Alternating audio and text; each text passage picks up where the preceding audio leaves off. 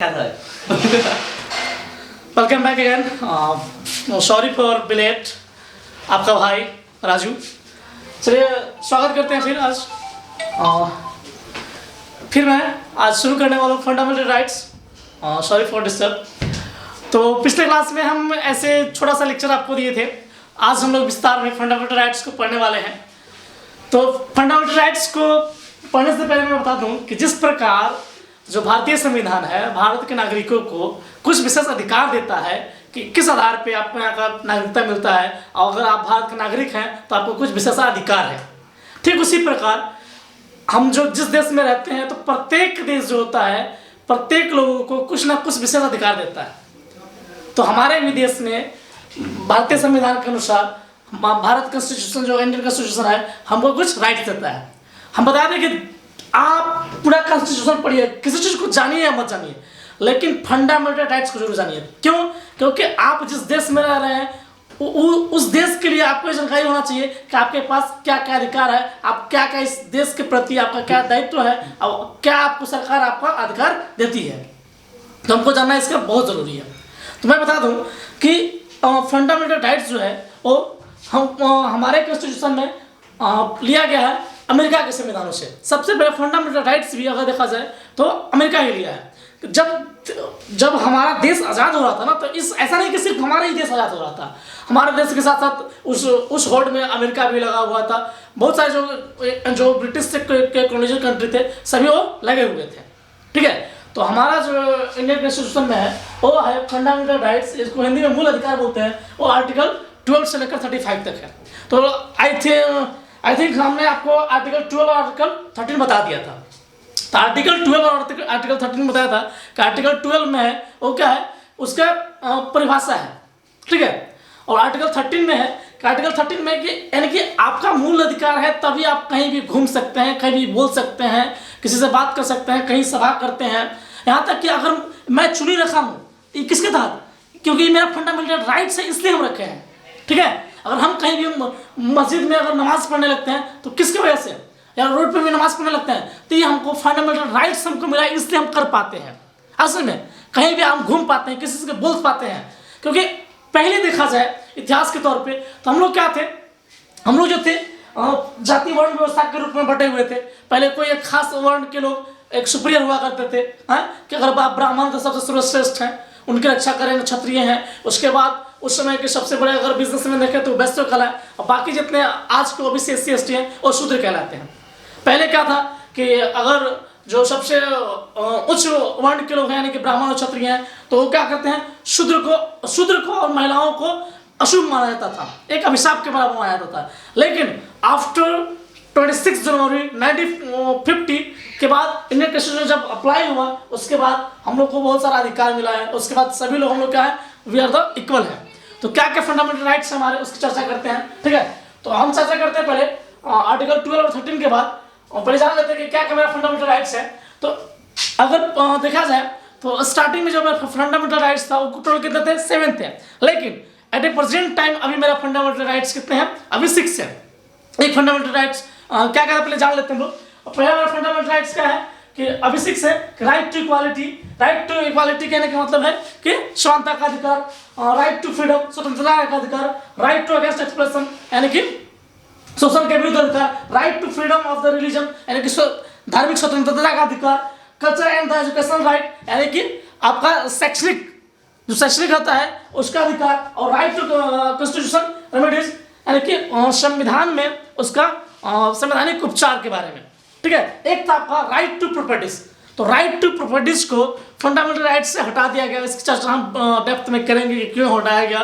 ठीक है, इसको यहाँ रखने से क्या था, तो उसको फंडामेंटल राइट्स को यहाँ से राइट टू प्रॉपर्टीज को हटाकर कहाँ कर दिया गया, राइट 300A आर्टिकल में उसको ऐड कर दिया गया। उसमें हम लोग चर्चा करेंगे। इसलिए प्रॉपर्टीज का होता है तो प्रॉपर्टी, देखिए प्रॉपर्टी की बात कर लेते, पहले प्रॉपर्टी की बात कर लेते हैं। प्रॉपर्टी जैसे कि प्रॉपर्टी कहने का जमीन की मामला हुआ, तो जमीन ना आप दो व्यू से आपके पास होता है। एक है कि आपके पैतृक से मिला हुआ है, यानी कि आपके अगर माता पिता है और उनके माता पिता उनको दिए हैं तब उनका दायित्व तो होता है कि वो आपको देंगे, उनका उन सकता है, तो आप बुढ़ो पे केस कर दीजिएगा दबा के। जैसे अगर हम हैं, अगर मेरे पिताजी, अगर मान लीजिए कि मेरे पिताजी को अगर पैतृक संपत्ति मिला है अगर हमको उस संपत्ति नहीं दे रहे हम लोग, तो हम कहेंगे कि उनके ऊपर जाकर हम केस ठोक सकते हैं कि इस पर मेरा अधिकार है, तो हमको देंगे। और इसी फिर हम लोग चेहवा कर सकता है वैसा, चेहवा मतलब आई मीन कि मेरा भी बेटा कर सकता है कि बुढ़ाऊ पे केस ठोकना चाहिए। ऐसे मैं बुढ़ाऊ नहीं हूँ, अभी कुछ नया लुक में आया हूँ मैं, तो चलिए चर्चा करते हैं मन में, ठीक है। तो आर्टिकल पहले राइट टू इक्वालिटी, तो राइट टू इक्वालिटी जो है वो आर्टिकल 14 से लेकर आर्टिकल 18 तक है, ठीक है।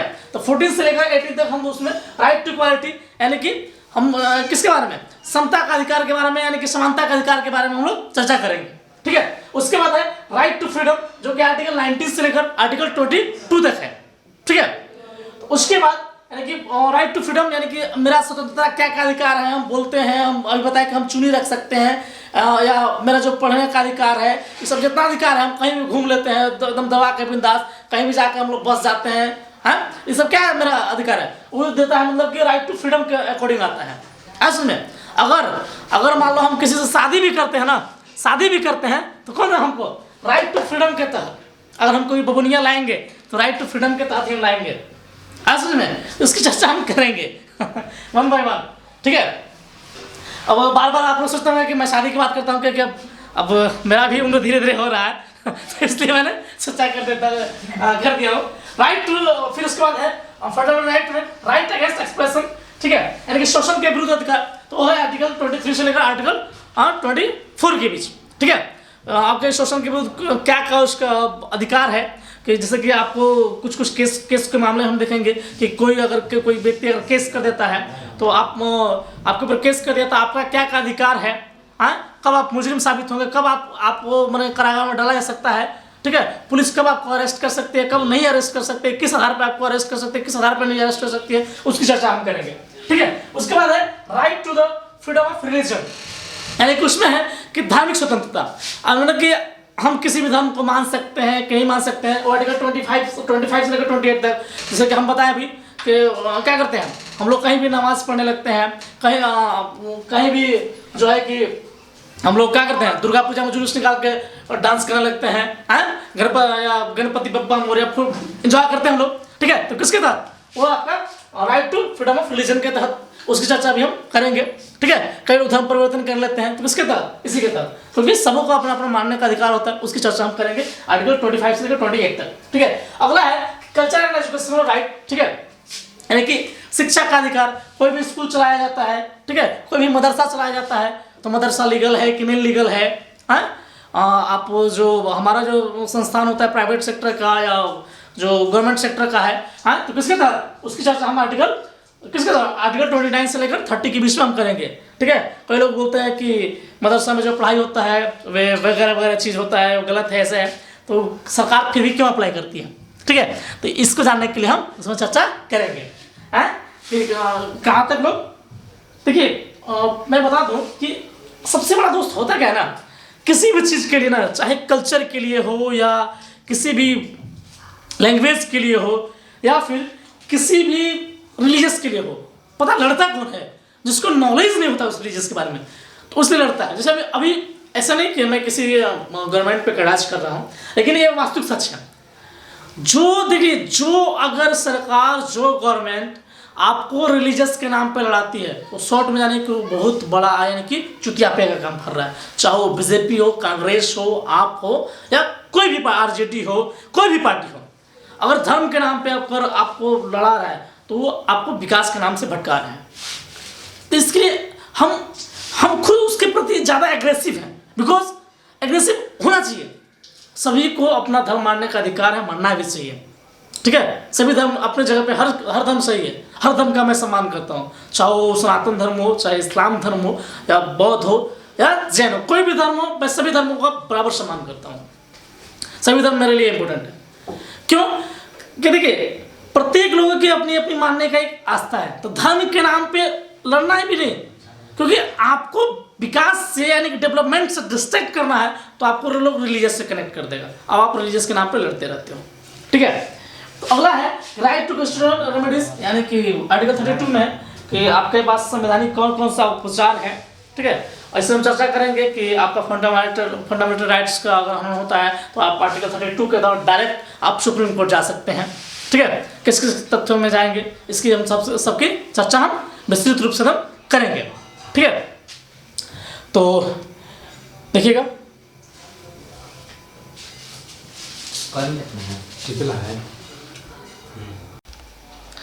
तो देखिए 12 में हम बता दिए कि परिभाषा है, और 13 में क्या, आर्टिकल 13 में है कि कॉन्स्टिट्यूशन जो है ये करता है कि आपका फंडामेंटल राइट्स को सॉर्टेस्ट कर सकता है, यानी कि अल्पीकरण कर सकता है, छोटा कर सकता है आर्टिकल 13 के तहत। ठीक है, आर्टिकल 14 क्या है, आर्टिकल 14 क्या कहता है, आर्टिकल 14 है कि समानता है। किस विषय समानता है, समता का अधिकार है, यानी कि क्या कहता है कि कानून की नज़रों में, आर्टिकल 14 के अकॉर्डिंग कि कानून की नज़रों में सभी व्यक्ति क्या हैं, समान है, चाहे वो कोई भी हो, चाहे अगर हम हैं, ठीक है, अगर हम हैं, ठीक है, या कोई मेरा दोस्त है, या खुद प्राइम मिनिस्टर भी हैं, या चीफ मिनिस्टर हैं, कोई भी है, तो सभी पे समान कानून लागू होगा। अगर मान लो कि हम जो है अगर किसी का पॉकेट मार के भागे, ठीक है, तो हम पे जो धारा लगेगा उधार तो लगेगा। अगर सेम काम अगर मान लो कि नरेंद्र मोदी करते हैं, पॉकेट मारते हैं, ठीक है, तो उन पे भी सेम कानून लगेगा असल में।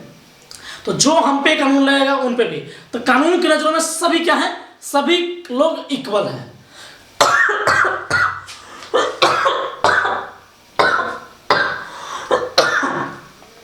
सॉरी गाइस, तो कानून की नजरों में क्या है, एवरीवन्स आर द इक्वल, चाहे आप कोई भी हो, चाहे एक राजा है या रंक है, कोई भी है, we all are the equal in the front of the constitution.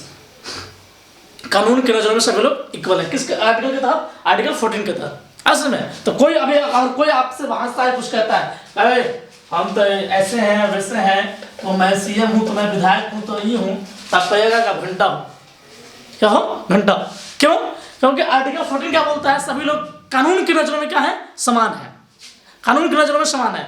ऐसा नहीं कोई कह सकता है कि हाँ अगर हम आती है क्या बोलते हैं सीएम है तो हम पे ये कानून नहीं लगेगा, हैं वो हम अगर मर्डर करके आए हैं तो हम पे ये लगाओ, और उस पर मर्डर किया तो उस पर लगाओ, ऐसा कहीं कुछ नहीं। सभी लोग क्या कानून की नजरों में सभी के सभी क्या है, इक्वल है कानून की नजरों में। किसके तहत, आर्टिकल 14 के तहत। ठीक है, अब चर्चा करते हैं आर्टिकल 15 का। तो आर्टिकल 15 क्या है, आर्टिकल 15 के अकॉर्डिंग जो है कि सब किसी भी व्यक्ति को जाति, लिंग, उसका कलर मतलब कि रंग, इस सब के आधार पे कभी भी भेदभाव नहीं किया जाएगा। ठीक है, वो भी सरकारी संस्थाओं में या प्राइवेट संस्थाओं में, किसी भी संस्थाओं में, यानी कि किसी का ये नहीं कह सकते हैं कि तुम फलाने जाति का, तुम नीच जाति का, तो तुम शूद्र है तो तुम चमार है तो तुम फलाना है, तो तुम यादव है तो तुम अहीर है, तो तुम ब्राह्मण है तो तुम राजपूत है। किसी को यानी कि अगर आप डिस्क्रिमिनेट करते हैं तो फिर आपके अगेंस्ट कार्रवाई होगा। आर्टिकल क्योंकि 15 राइट देता है कि आप किसी को जाति के आधार पे, किसी को लिंग के आधार पे ये नहीं कह सकते कि हाँ तुम लड़की हो तो तुम ऐसे हो, हाँ तो तुम लड़का हो, तो उस आधार पे भेदभाव नहीं किया जाता। रिजर्वेशन देखिए अलग चीज़ है, उसकी चर्चा करेंगे हम। यानी कि आप किसी को जात के नाम पे, किसी को यानी कि लिंग के जेंडर के नाम पे, किसी के ऐसा नहीं कि कोई गोरा है कोई काला है, तो इस आधार पे आप भेदभाव किसी के साथ नहीं कर सकते हैं, ऐसी याद रखिएगा।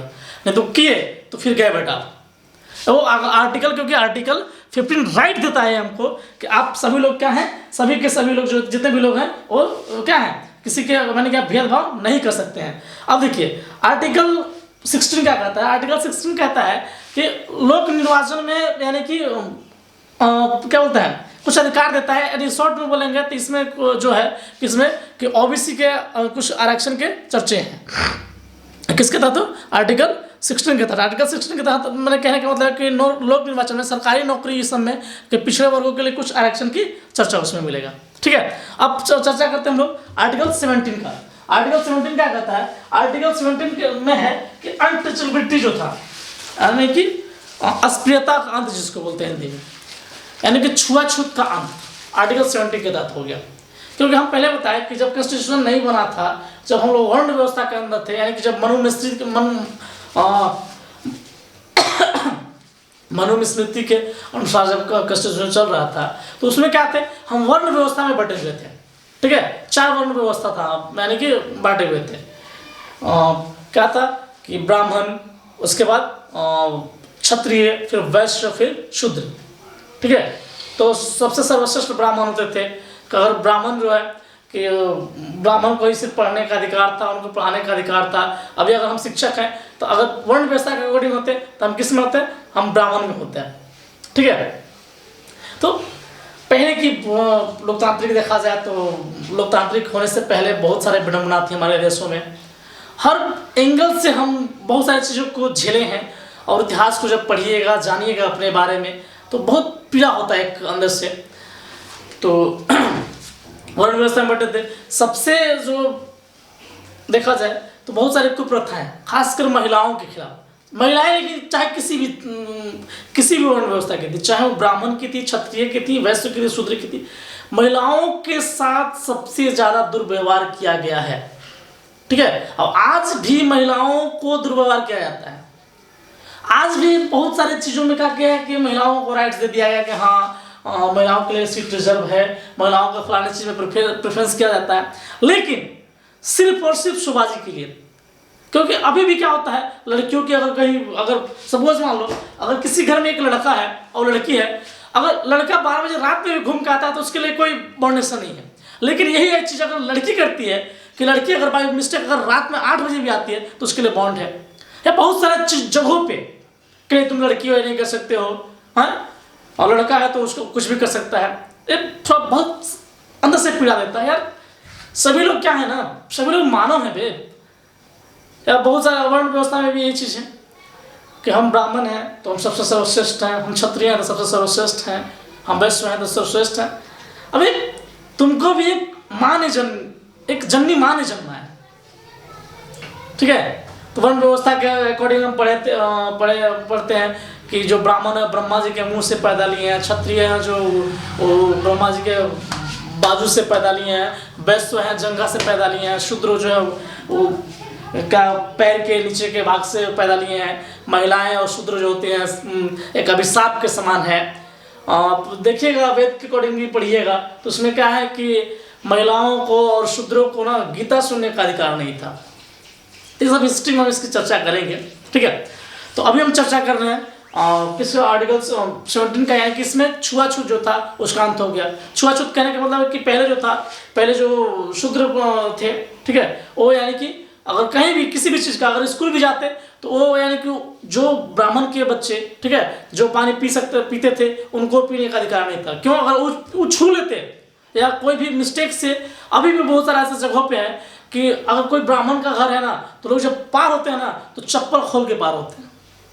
सोचो कितना बड़ा पीड़ा होता था, हाँ, कितना, और लोगों ने इसके लिए लड़ाई लड़ी है। अब आज हम इस चीज़ को भूलते जा रहे हैं।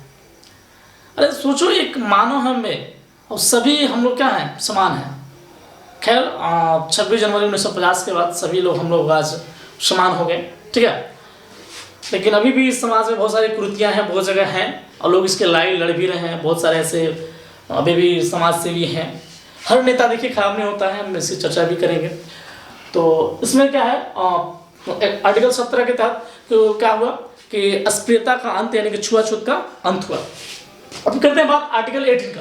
तो आर्टिकल 18 में क्या है, आर्टिकल 18 में है कि उपाधियों का अंत है। उपाधियों का अंत कहने का मतलब है कि आप जो है कि कहीं भी अगर किसी भी दूसरे देश से अगर कोई भी आपको मेडल वगैरह लेना है, कुछ लेना है उस टाइप का उपाधि, तो उसके लिए आपको राष्ट्रपति से पहले उसको सूचना लेना होगा। हाँ, आप स्कूली संस्थानों से वगैरह, स्कूली संस्थान हो गया या अपने इंडिया से हो गया, इस सब से आप ट्रॉफी प्राइज सब ले सकते हैं। ठीक है, तो ये था आपका यानी कि राइट टू इक्वालिटी, जो कि आर्टिकल कितना से, आर्टिकल 14 से लेकर आर्टिकल 18 तक था। ठीक है, आर्टिकल 14 से लेकर आर्टिकल 18 तक था। अब जो शुरू करते हैं हम लोग, अब चर्चा करते हैं हम right to freedom. Right to freedom जो क्या है उसमें क्या, सॉरी गाइस, वो क्या है, आर्टिकल 19 से लेकर 22 तक है, यानी कि स्वतंत्रता का अधिकार। तो स्वतंत्रता का अधिकार जो है उसके बारे में चर्चा करते हैं। आपको क्या क्या स्वतंत्रता दिया गया है इस देश के नागरिक होने के नाते, उसके बारे में हमको जानना है, यानी कि मौलिक अधिकार क्या क्या आपको राइट्स देता है। अगर आप बोलते भी हैं ना दोस्त, बोलते भी हैं तो आपको एक कॉन्स्टिट्यूशन राइट देता है। आप अगर बोलते भी हैं तो, कहीं घूमने भी जाते हैं तो, कहीं बसते भी हैं तो, कहीं बिजनेस भी करते हैं तो, अगर हम वीडियो भी बना रहे हैं तो हमको ये फंडामेंटल राइट्स दिया है। हम मेरे पास स्वतंत्रता का अधिकार है, इसलिए हम कोई भी आज पार्टी बनाते हैं, कोई भी संगठन बनाते हैं तो किसके तहत? वो हमारे पास अगर फंडामेंटल राइट्स है, वो क्या है, राइट टू फ्रीडम है, इसके अकॉर्डिंग बनाते हैं। तो हम पहले चर्चा करते हैं। हम जो बताया क्या है, स्वतंत्रता का अधिकार। स्वतंत्रता का अधिकार जो है, स्वतंत्रता का अधिकार हमने चर्चा किया कि स्वतंत्रता का अधिकार यानी कि राइट टू फ्रीडम, वो क्या है, आर्टिकल आपका किससे 19 से लेकर 22 तक है। तो पहले हम चर्चा करते हैं आर्टिकल 19 का। पहले चर्चा करते हैं किसका, आर्टिकल 19 का चर्चा करते हैं। आर्टिकल 19 क्या है? तो आर्टिकल 19 में देखिएगा, तो आर्टिकल 19 कहता क्या है। आर्टिकल 19 का कहने का मतलब है कि उसमें 6 कैटेगरी में बटा हुआ है। पहला क्या कहता है, आर्टिकल 19(1) कहता है कि आपका जो है अभिव्यक्ति की स्वतंत्रता है, ठीक है, बोलने की स्वतंत्रता है। अगर आप बोल पाते हैं, ठीक है, हम बोल रहे हैं अगर, तो हमारे पास क्या है, आर्टिकल 19 के तहत हम बोल पा रहे हैं, या आप भी जो है बोल पाते हैं, स्वतंत्रता है। झंडा फहराने का स्वतंत्रता, आप जो झंडा फ्लैग होस्टिंग करते हैं, झंडा फहराने की भी स्वतंत्रता कौन देता है? झंडा फहराने का भी स्वतंत्रता है, वो आर्टिकल 19(1) देता है। आप किसी भी मंत्री, विधायक, किसी भी प्रधानमंत्री का, किसी भी नेतागण का अगर पुतला फूकते हैं तो क्या देता है? आर्टिकल 19 आपको राइट देता है कि आप किसी का पुतला भी फूक पाते हैं, ठीक है। आप किसी पे आरटीआई करते हैं तो आरटीआई भी करते हैं किसके तहत? आप आर्टिकल 19 के तहत ही किसी पर आरटीआई कर सकते हैं। आप जो करते हैं, आप प्रेस का काम करते हैं, प्रेस मीडिया का, वो किसके तहत? वो भी आर्टिकल 19 के तहत जो है कि आप प्रेस मीडिया इस सब का काम करते हैं, ठीक है। आर्टिकल 19 फर्स्ट ही करता है, आर्टिकल 19 फर्स्ट। अब आर्टिकल 19 सेकेंड क्या कहता है? आर्टिकल 19 सेकेंड क्या कहता है? आर्टिकल 19 सेकेंड जो है वो कहता है कि आप बिना हथियार का, याद रखिएगा, बिना हथियार का सभा करने की स्वतंत्रता आपको देता है। बिना हथियार का आप मतलब कि सभा कर सकते हैं कहीं भी। कौन के तहत? आर्टिकल 90 सेकेंड के तहत। एक वीडियो हमने देखा था जो वायरल हो रहा था, एक किसान थे, प्रशासन आई, वो अपना एक सभा कर रहे थे, लेकिन प्रशासन आई, उनको उनके सभा को क्या करने लगा कि भगाने लगा। तो बुढ़ा उठे, बोले कि दरोगा साहब, आप अपना दरोगा बुद्धि मत दिखाइए, ठीक है, क्योंकि कॉन्स्टिट्यूशन के आर्टिकल 92 के तहत मेरा ये अधिकार है कि हम कहीं भी सभा कर सकते हैं। आपका कतई भी अधिकार नहीं है कि आप हमको रोक सकते हैं। आप यहाँ से तुरंत निकलिए, फौरन निकलिए। और मतलब बेसियों को इस दरोगा को निकलना पड़ा, तो उसमें थोड़ा लगा कि हाँ, क्योंकि बुजुर्ग में ताकत था। तो आर्टिकल 92 के तहत आपका यह अधिकार है कि आप कहीं भी सभा कर सकते हैं, लेकिन हाँ, क्या करना है? बिना हथियार। अब आर्टिकल 93 क्या कहता है? आर्टिकल 93 कहता है कि आप कोई भी संगठन बना सकते हैं। कोई भी संगठन आए दिन बनाया जाता है कि आज मैंने मान लो कि राष्ट्रीय सेवा संघ बना दिया है, प्रगति सेवा संघ बना दिया, वगैरह वगैरह चीज हम लोग संगठन बनाते रहते हैं, ठीक है। तो कोई भी संगठन बनाते हैं हम लोग, तो किसके तहत? आर्टिकल 93 के तहत जो है कि आप कोई भी संगठन आप क्या कर सकते हैं? बना सकते हैं। अगला है कि 1914 के तहत कि आप जो है ना 1914 के तहत कि बिना रोक टेक के चारों तरफ घूमने की स्वतंत्रता है। आप कहीं भी घूमते हैं तो किसके तहत? आर्टिकल 19(4) के तहत, ठीक है। या 4 कहीं पढ़िएगा, कहीं घ पढ़िएगा, कहीं डी पढ़िएगा, तो उससे नहीं, मैंने आर्टिकल 19(4) के तहत आप कहीं भी घूम सकते हैं। आपका घूमने की स्वतंत्रता जो है वो आर्टिकल 19(4) देता है कि आप कहीं भी जाके यानी कि घूम सकते हैं। अगला है यानी कि आर्टिकल 19(5) जो है भारत के किसी भी क्षेत्र में बसने की स्वतंत्रता है। हम कहीं का भी निवासी हो सकते हैं। अभी मान लो अभी झारखंड का निवासी है, मेरा मन करेगा कि नहीं हमको झारखंड का नहीं यार, हमको असम की नागरिकता चाहिए, हाँ, हमको जो है कि हमको तमिलनाडु की नागरिकता चाहिए, हाँ, या तमिलनाडु के लोग मान लो कि यहाँ आके बस गए, मान लो हमारे यहाँ झारखंड में बस गए, ठीक है। तो किस आधार पे? उनको बता दूं कि वो जो बसे हैं वो आर्टिकल 19(5) के तहत यहाँ पे बसे हैं। तो कहीं भी बसने की स्वतंत्रता कौन देता है? आर्टिकल 19(5) देता है कि आप कहीं भी भारत के किसी भी कोने में बस सकते हैं। ठीक है, भारत का नागरिक होना चाहिए। अगला है कि जो है कि 19 का 6 जो है वो क्या है, संपत्ति का अधिकार है। लेकिन अब क्या रहा है कि अब मूल अधिकार वो अब नहीं रहा, अब क्या है वो कानूनी अधिकार हो गया। ठीक है, जो आपका राइट टू प्रॉपर्टीज का हम चर्चा किए थे। तो ये था आपका आर्टिकल 19। आर्टिकल 19 में हम बहुत विस्तृत में जाना है इसको कि क्या क्या आपका पास अधिकार है। ठीक है, आप जो है किसी पे अगर FIR करते हैं, RTI करते हैं, यहाँ तक कि झंडा फहराते हैं, किसी का पुतला जलाते हैं, आप बोलते भी हैं, प्रेस भी करते हैं, प्रेस मीडिया काम करते हैं, कहते किसके तहत, आर्टिकल 19 फर्स्ट के तहत। इसको याद रखिएगा। अब फिर हमने क्या जाना कि आर्टिकल 92 के तहत, आर्टिकल 92 क्या राइट देता है हमको, आर्टिकल 92 जो देता है हम बिना हथियार के कोई भी कहीं भी सभा कर सकते हैं। आर्टिकल 93 क्या बताया, आर्टिकल 93 बताया कि हम जो है कि किसी भी संगठन को बना सकते हैं। आर्टिकल 4 कहा कि आर्टिकल 94 कि कहीं भी भारत के किसी भी क्षेत्र में हम घूम सकते हैं।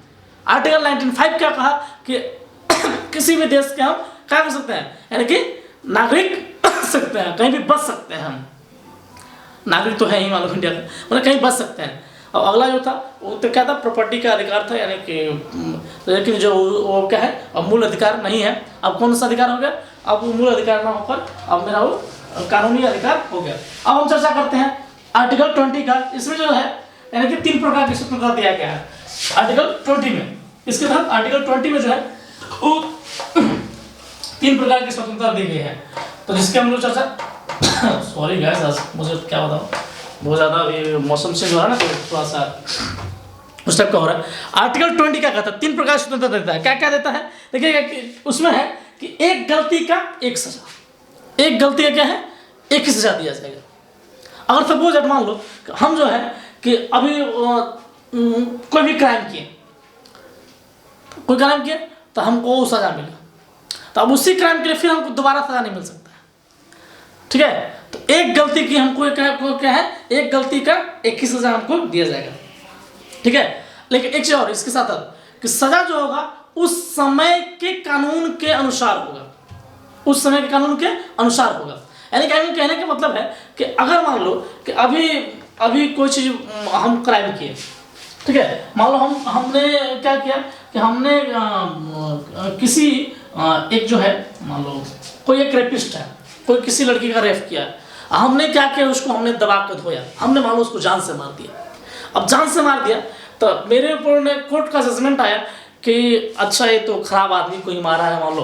तो अगर मेरे ऐसा था कि मेरे 10 साल का हमको जुर्माना दिया, कि 10 साल का आपको सजा जुर्माना सजा दिया था कि 10 साल का सजा सुना था हमको, कि कहता है कि मान लो उसके लिए कानून था लेकिन तुमने क्यों मारा। तो अब अगर कोई दूसरा व्यक्ति मान लो अभी कानून था, ठीक है, अब क्या होता है कि उसके बाद इस कानून में संशोधन कर दिया गया कि नहीं कि अगर अब कोई मान लो कि खराबी आदमी है लेकिन क्यों उसको मारा, मारने का अधिकार उसको नहीं है, अगर मारता है तो उसको उम्र कैद सजा सुनाया जाएगा असल में। तो अब यानी कि कानून पारित होने के बाद अगर कोई वही काम करता मतलब फिर कोई एक फिर रेपिस्ट था, अब कोई मेरे जैसा युवा लोग फिर उसको मार दिया जान से, तो अब वो युवा ये नहीं कह सकता है अगर कि राजू भाई को आपने 10 साल की सजा सुनाया था तो हमको भी 10 साल की सजा दीजिए।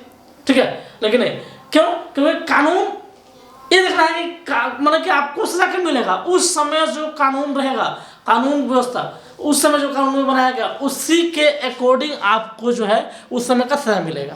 ये दूसरा था। अब तीसरा क्या है, तीसरा है कि सजा के बाद भी कैदी को संरक्षण देने का अधिकार, सजा के बाद भी यानी कि जो कैदी होते हैं उनको संरक्षण दिया जाता है। ठीक है, यह है आपका आर्टिकल 20। तो अब एक चौथा है, ये है आपका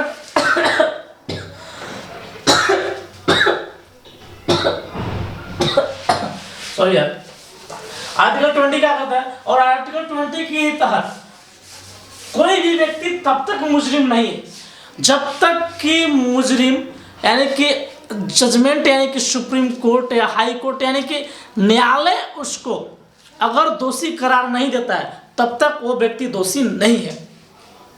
हम उसकी बसते आगे फिर चर्चा करेंगे कि किसी भी व्यक्ति को जब हम अरेस्ट करते हैं, अरेस्ट प्रशासन करता है तो उसको 24 घंटे के अंदर उसको जेल भेजा जाता है, उसको जो है कि कोर्ट में पेश किया जाता है। तो उसकी हम चर्चा करेंगे। तो ये था आपका आर्टिकल 20। अब चर्चा करते हैं आर्टिकल 21 का। तो आर्टिकल 21 जो है, आर्टिकल 21 क्या कहता है इसकी हम चर्चा करते हैं। आर्टिकल 21 देखिए क्या कहता है हुआ कि इसमें देखिए अपना कि इसमें है कि प्राण औद्योगिक की स्वतंत्रता है। इसी के कारण जैसे पता है कि प्राण औद्योगिक स्वतंत्रता का कारण जो बस जो है, इसी के तहत आप जो गाड़ी चलाते हैं उसमें बहुत धुआं देता है, आप बिना हेलमेट के चलते हैं। क्यों? क्योंकि उससे आपका प्राण जा सकता है। आप जो है वातावरण को प्रदूषित कर रहे हैं, उसको कोई व्यक्ति ले रहा है, उसमें प्राण औद्योगिक स्वतंत्रता हो रहा है। इसी के तहत प्रशासन आपको क्या करता है, सचेत करता है, आपको पनिशमेंट देता है। असल में आपका जो है चालान काटता है, आपका वगैरह वगैरह चीज करता है। ठीक है, यानी कि आपने किसी तरह आर्टिकल 21 में क्या है, आपका प्राण और दैविक की स्वतंत्रता है। इसकी वजह से क्या होता है, यानी कि प्रशासन आपको ऐसा कार्य करती है। इसमें क्या है, आर्टिकल 21 की ही तहत है कि किसी की प्राइवेसी यानी कि गोपनीयता को बनाए रखना। अगर सपोज मान लो हम हैं, तो किसी को अधिकार नहीं है कि मेरे प्राइवेसी को कोई दूसरे लोग उसको यानी कि शेयर कर दे। लेकिन हाँ एक चीज है, अगर उसमें हम इन्वॉल्व हैं, हम एक इन्वॉल्व है, मान लो और लोग हैं, मान लो हम मेरा डांस ही है, मेरा है और लोगों का डांस है, मेरा कोई कॉल रिकॉर्डिंग ही है। ठीक है, अगर मेरा है और किसी अगला व्यक्ति का भी है, ठीक है, हम तब फिर हम शेयर करना चाहें तो हम कर सकते हैं। बता दें हम क्यों?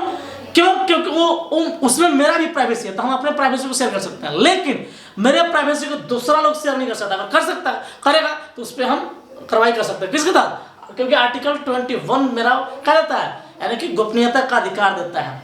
यहाँ तक कि अगर किसी की बीवी भी है, उसका पति को यह अधिकार नहीं है कि उसका प्राइवेसी, वो अगर फोन का भी प्राइवेसी, फोन का पासवर्ड वो नहीं बताना चाहती है तो उसका अधिकार नहीं कि फोन का पासवर्ड भी जाने। क्यों? क्यों कह सकते हैं कि आर्टिकल 21 मेरा अधिकार देता है कि प्राइवेसी का, हम प्राइवेसी अपना रख सकते हैं। तो मेरा प्राइवेसी कोई यानी उजागर नहीं कर सकता है, यानी कि उसमें अपना गोपनीयता का अधिकार है।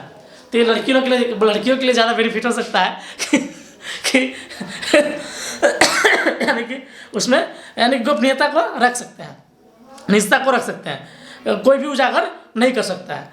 और बता दें कि आर्टिकल 20 और 21 जो है वो क्या है, आपातकाल के दौरान मतलब कि रोका नहीं सकता है। यानी कि कहने का मतलब है कि बाकी फंडामेंटल राइट्स को ना रोका जा सकता है, लेकिन यही आर्टिकल 20 और आर्टिकल 21 जो है इसको कभी भी रोका नहीं जा सकता है।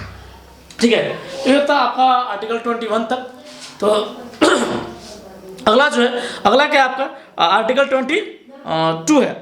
आर्टिकल 22 क्या है? आर्टिकल 22 है कि इसमें 3 प्रकार की स्वतंत्रता दिए जाते हैं जो गिरफ्तारी के संरक्षण करती है, यानी कि रक्षा करती है। वो क्या क्या है देखिएगा, वो क्या क्या है कि यदि गिरफ्तार किए जो व्यक्ति है ना, उसको क्या करना होगा कि पहले उसको वारंट देना होगा। उसका वारंट मतलब यानी कि कारण बताना होगा कि हमको क्यों अरेस्ट किया जा रहा है। अब कोई प्रशासन अरेस्ट करने आती है, उसको दायित्व राइट्स होगा, उसको बताना होगा कि हमको क्यों अरेस्ट किया जा रहा है। तो यानी कि वारंट पहले दिखाना होगा।